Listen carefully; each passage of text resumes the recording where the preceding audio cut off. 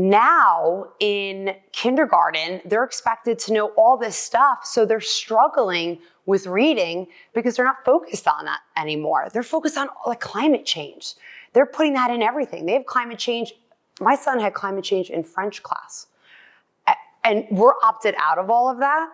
So the school actually called me and they said, well, Bear said he can't do this lesson. He's not allowed. And I'm like, well, what is it? Climate change. I'm like, in French class? Yes, he's correct. Get him out of there. Like, you know, but so there's a huge difference. It used to just be a good person, learn how to socialize with your friends, play outside. I mean, that was kindergarten, right? And now it's ABCs. Now it's like, sit at your desk for 8 hours a day. Don't question what I tell you. This is how you have to think. It's not, or what to think. It's not how to think, it's what to think. Fire and water meet, going down deep, sing, oh, oh, bury me, carry me, oh, oh, far beneath, oh, oh, fire and water meet, watching me think everything free, yeah, oh, everything free, down to the river.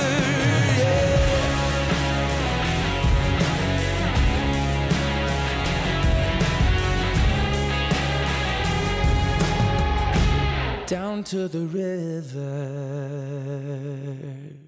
Hey everybody, time for another episode of Sheepdog and Shepherd. We are up here in the People's Republic of Connecticut. I've got my good friend filling in as a co-host today. Why don't you tell them all who you are? Yeah, I'm Vaughn Kleem. I'm the Director of Consulting at Force Science, and it's great to be here again with Kyle, and looking forward to meeting and getting to know Alex today. All right, so you and I connected by like total accident through our friends over at a nonprofit that's run by General Flynn and his sister. So why don't you tell everybody who you are? I am Alexandra Boucher. I'm a mom of 3. I'm from New Jersey, and I run Bergen County Moms for Liberty, but also the state team for Moms for Liberty. And we just defend kids and parental rights. Yeah, we hit it off pretty much immediately after that first phone call.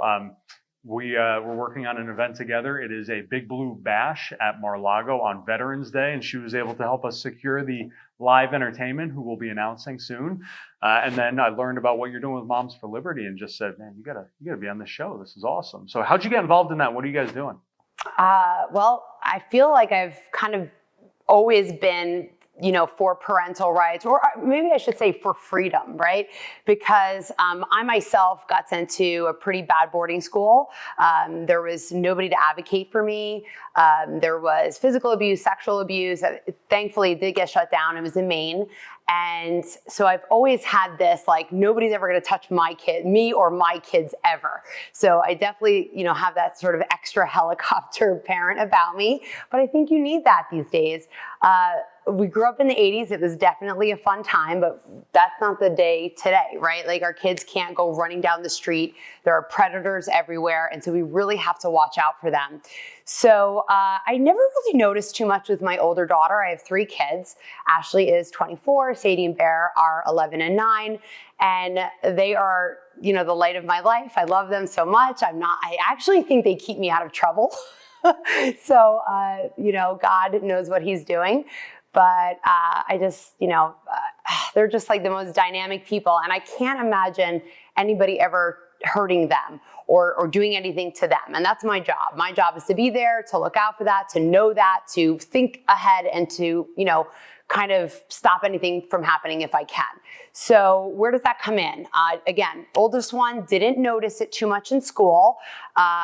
It was when Sadie and Bear were in kindergarten and preschool for COVID that there was this virtual learning. And I'm like, what are they saying? What's going on? Like, why are they talking to you that way? Why are they yelling at you for looking out the window? Like, just this, you know, and we actually have a wonderful school. So that was kind of, you know, shocking for me and eye-opening. And then the masks, you know, they wanted to mask the kids when they went back to school. And I was like, first of all, we didn't mask this entire time. I'm not sticking this thing on my kid to go to school. So the advocacy for that sort of came then, because I wrote this whole, you know, letter to the school saying my kids are not going to wear masks. And they're like, that's not good enough. What do you mean that's not good enough? I'm the parent. You're not going to tell me what I can and cannot do with my kid. So I had seen something on TV for Moms for Liberty, and I was like, well, maybe these ladies can help me out. And I started a chapter. I hired a great lawyer, Sheldon Karasik. He actually helps like anybody that was wrongfully terminated for not taking the vaccine. And funny enough, he looked at my letter and he's like, you don't need me. What you wrote is perfect. He's like, this is great. I don't even want to take your money. I was like, no, I'm not playing around. Just leave it the way it is and sign your name at the bottom. And that's what he did. And 2 days later, they were in school without masks on. So I was like, okay, I need to learn how this all works. I need the tools. I need to educate myself. You know, I need to know the laws, how the schools work. How do I not know these things as a parent? So that's kind of what got me started. So let me make sure you mentioned something earlier, and I think for a lot of the audience members, they know how they grew up in school, but they don't have kids maybe, or they're not having kids of that same generation that you're dealing with. So what did you notice? I mean, obviously the mask, we all get that big change. What did you notice about growing up? I think you said in the 80s, what maybe our school experience was like with what you were actually seeing, because it went beyond the masks. It did go beyond that. So when I went to school, we knew nothing about the sexual, preference of our teachers, right? I mean, I did actually know that my kindergarten teacher had a husband because he was very sweet and dropped her off lunch every day. But if it wasn't for that, I would have no idea who they were married to, anything about their home life, because that wasn't what you did in school back then. And kindergarten, you learned how to tie your shoe and basic reading, right? Now in kindergarten, they're expected to know all this stuff. So they're struggling with reading because they're not focused on that anymore. They're focused on like climate change. They're putting that in everything. They have climate change. My son had climate change in French class. And we're opted out of all of that. So the school actually called me and they said, well, Bear said he can't do this lesson. He's not allowed. And I'm like, well, what is it? Climate change. I'm like, in French class? Yes, he's correct. Get him out of there. But so there's a huge difference. It used to just be a good person, learn how to socialize with your friends, play outside. I mean, that was kindergarten, right? And now it's ABCs. Now it's like, sit at your desk for 8 hours a day. Don't question what I tell you. This is how you have to think. It's not, or what to think. It's not how to think, it's what to think, right? So how they're teaching them is different. And this Common Core stuff, I mean, I'm horrible at math, so I'll give it to my husband. But like, this is really bad. And I'd be like, well, this is the answer. But Sadie'd be like, well, but mommy, I can't do it that way. You have to do it this way. I'm like, it makes no sense. Right. If the answer's right, who cares? She goes, no, I'll only get half right because I didn't do it this way. It's like they're trying to make our kids stupid, So, I mean, that's just, we walked home, in, I would say, 3rd grade when I grew up. Obviously, nobody would really do that now. I think 5th or 6th grade is like when the kids start. And I don't even let my kids do that, but like some of them start. I mean, it's just very different. We were taught to be independent. They're not taught to be independent now. They're just taught to sit down, be quiet, listen to us. Don't think on your own, only do as we say. Indoctrination. Yeah. Well, and we also see, skyrocketing levels of diagnosis for ADD and ADHD. Personally, I think that if you put a little boy who's developing testosterone in a chair for 8 hours and don't let him run around outside and release some of that energy, I think that sure, anyone's going to have what you would call ADD because we're strapping these kids down. I mean, we pulled our kids out of public school a couple of years ago and we homeschooled them. And it is a well-rounded experience where they actually get to release energy and learn about everything from all of the basics that they're learning in school, but on top of that, homesteading and socialization. And in Florida, we have an incredible homeschool scholarship program that's available. So we applied. We got it for the 3 older kids that my wife homeschools. The youngest is too young. And we got like $25,000 that you can use for the 3 of them combined, that you can use for curriculum and books and dance and taekwondo and social experiences. And it's incredible. But you're right. All of that started because you had parents who were advocating for their kids and who said, enough is enough. I'm sick of the woke. You shared a story downstairs about what you blew up onto a poster board and had the cops called on you for. Let's share that with the audience. So New Jersey has this wonderful bill that unfortunately passed called the Freedom to Read Bill.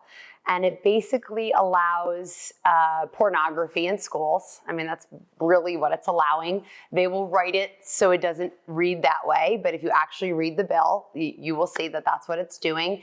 And it allows the teaching staff and the librarian to, it shields them from any legal repercussions from showing this to the kids. So in the state of New Jersey, obscenity under 18, you cannot knowingly show a child any sexual material, right? As an adult to a minor under 18. Well, this gives them the exemption. They're allowed to. I mean, not only allowed to, but they're told to, right? And if you don't, you may face losing your job.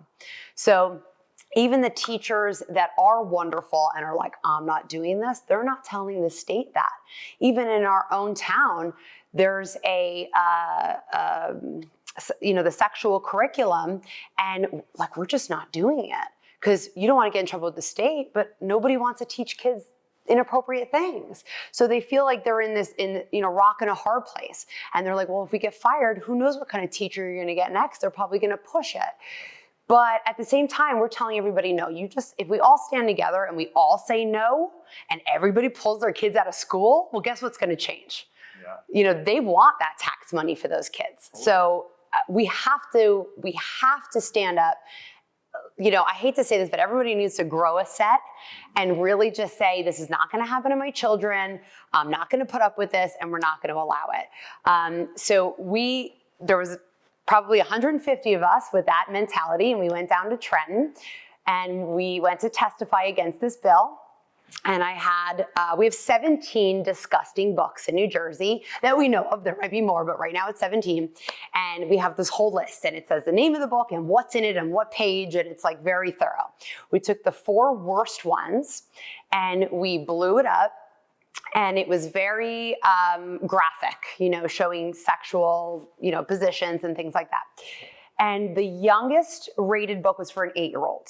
And it was funny because when we were trying to figure out how to have it printed, we said, well, where are we going to go? Because kids run the Staples printing department, right?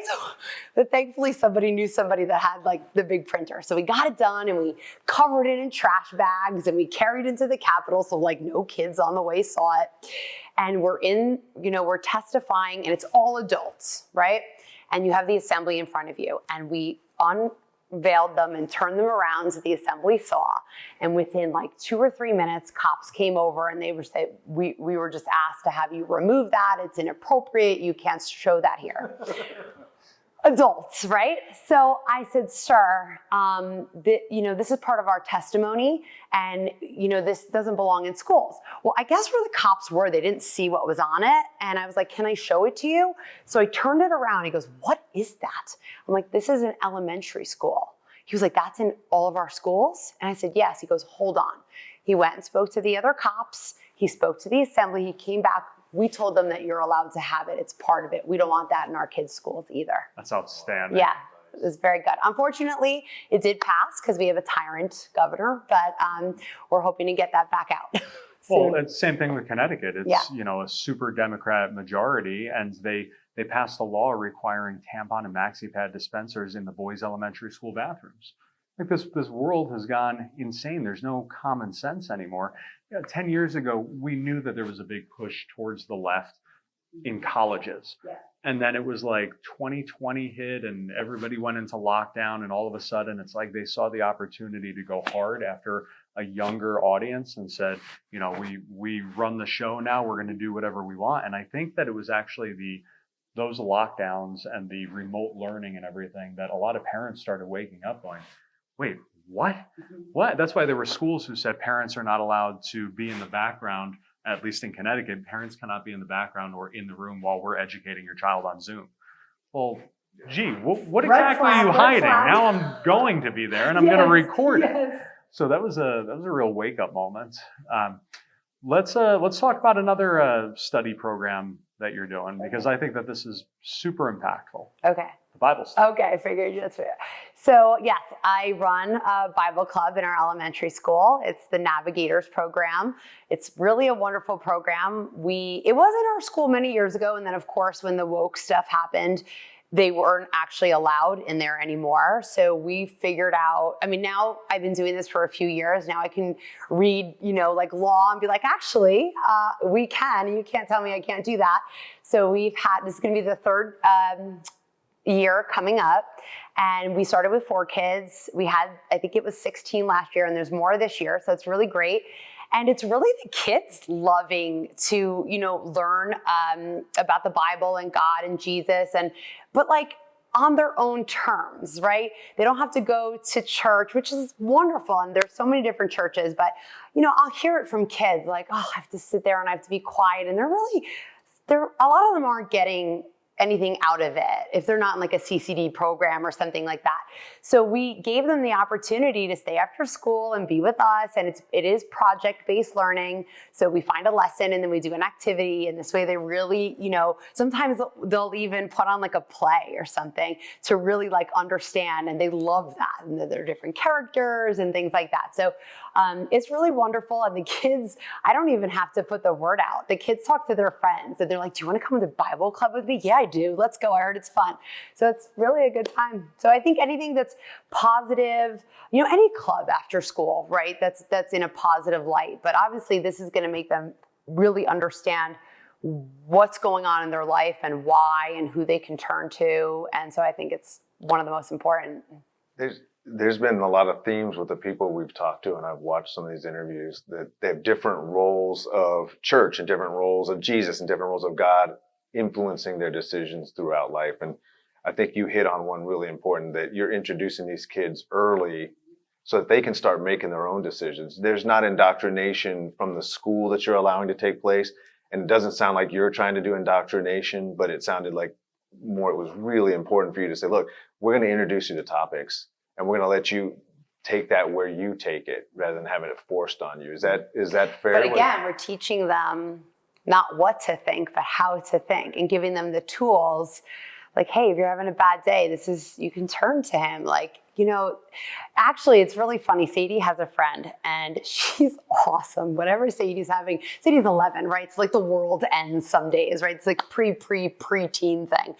And she'll say, they're really great kids. They're very open and they communicate with each other wonderfully. And they're very, positive with one another. But it's funny because she always sends her Bible quotes. She'll be like, Dylan, this is bothering me. Dylan's like, I have something perfect for that. And so Sadie's learning more from her friend because of that. So it's just like so interesting. If you give them these positive tools, they'll use them, right? But we don't want to teach them, how to think, but how to, not what to think, but how to think, right? So we want to give them the tools and they will do that themselves. So it also correlates back to school. If you do that in school, they're going to be great learners. They're going to want to learn. They're going to be excited about learning. These kids right now are not excited because everything that if they think of something that's not like directly in the workbook, or they're like, no, that's not it. This is the answer. No, how about we talk about how you saw that? Totally. I'm sure if she hasn't already, my oldest daughter will probably give you both a cross necklace because that's what she does. But it's funny because we grew up Catholic, right? Mm-hmm. 39 years being a Catholic. And then when we moved to Florida, we started attending the Church of 1122. And that's when we finally learned about what a relationship with Jesus was. Yeah. And it was transformative for our family. We went from our kids being like, do we have to go to church on Sunday? I don't want to go, because they're sitting there. And it was like especially in the summertime, that priest, the 35 minutes, we were done. We were in and out. And we still managed to fall asleep in 35 minutes. You could accomplish a lot in 35 minutes. Well, I'll tell you, a lot of sleep, a good power nap. But then when we started going to the Church of 1122, the kids go into a kids program. My wife and my oldest now serve in the first service. And then my wife and I go to the second service and the kids are in the program. So Mass is the service is almost 2 hours long. And it doesn't feel like that at all. The music is like being at a rock concert. And it's been really transformative for all of us, though, to the point where my youngest, she's 3 years old, she drew a picture And my oldest said, oh, that's beautiful. It was crosses. She said, that's beautiful. Did you draw that for mommy and daddy? And she was like, no, I drew it for Jesus. And Elisa goes, well, maybe we can send it to Jesus. We'll bring it to church and we'll send it to Jesus from there. She goes, how do we send it to Jesus? He lives in my heart. And I was like, oh, I almost cried. It was just the sweetest thing. When they're in the right environment, they will take it in. Totally. That's it. And it provides so much comfort. I'm in a men's disciple group. It's a Bible study. And one of the guys said recently, guys were talking about dealing with anxiety as men and how it's not something that we talk about, especially when you're a business owner or an entrepreneur and the ups and the downs. And a guy said, a piece of advice that was shared with me in how to deal with anxiety, he said, anxiety is God's way of is your body's way of telling you need to spend time in prayer. It's your body's reminder to pray. And I was like, man, that's pretty good stuff. So, parting thoughts? No, I do. I'm impressed that, or I'm glad that you brought out something, because we always you have an amazing strength, right? You see right and wrong very clearly, but a lot of people do. You had the courage to step up and do something about it and to join the team who were doing something about it. And to hear you say that, that was what the source of that was, right? We didn't hear you say, oh, I'm in daily prayer. I go to church all the time. And that's where I get my strength to do this. Because I think a lot of people watching and listening need to understand that seeing right and wrong can come from a lot of sources. It came from your experiences, and where you got that courage is impressive. But then ultimately you circled back and said, but by the way, a relationship with God is important, and we want to introduce that to the kids. So I love that you brought that out, and it was I think great to hear everything that. happens when it's supposed to happen. I definitely, there's been, I'm 45, right? So I've lived for a bit now, and I think you learn so many different lessons, and you learn them when you need to learn them, So, and I think as parents, innately, we try to protect our children against everything. And obviously they have to learn their own lessons, and they can gain a lot of strength from learning their own lessons. And that's something important too. But I think if we give them the right tools and point them in the right direction, they'll be fine. How can people get involved? They can get involved. Oh my goodness. So please reach out to me. If you reach out in the next few days, I promise to get back in a few days. We just came back from DC, so we have a lot of stories to sort of get through because we have wonderful things going on. But momsforliberty.org, you can put on your state and your county, and if you're in Bergen, it'll go to me. But anywhere else, it'll bring you to that chapter chair. But please feel free to reach out to me. I have people that reach out all over the United States because they'll see a story, or maybe they need help with a certain thing that I've done. So I'm more than happy to help everybody. It's Alexandra Boucher, Bougher, and on Facebook, Moms for Liberty, Bergen, New Jersey on Facebook, Instagram, and X. And I'd be remiss if I didn't introduce everybody to Whiskey. So Whiskey is a critical incident response dog. She's an ADA certified dog. She's trained and specializes in medical and psychiatric response. She goes everywhere from police funerals to officer-involved shootings to mass casualty events. And she's just a lover and apparently really tired. So, and my new best friend. And your new BFF. Yes. Hey, thanks so much for coming on the show. Thank you for having me. Spectacular co-host. Nicely done. Guys, if you haven't been following the series, make sure to keep following. We're on pray.com, the largest faith-based app in the world, over 25 million app downloads and counting. Although by the time you watch this episode, it'll probably be at 26 million. They're exploding. Thank you so much for supporting. Thanks for hitting that share button. God bless you all, and God bless America. There's one part of almost every building that intruders target first: the glass. Even $1 million in locks and cameras won't matter if someone can break through a window in seconds. Our 15 mil security laminate reinforces your glass, buying you time when every second counts. Whether at home, at school, or on the job, if keeping your people and property safe is your priority, this is something you can't afford to overlook. Call today for your free security consultation. And to make things even better, on any project over 250 square feet, we'll donate $1,000 in additional laminate, because your safety matters to us.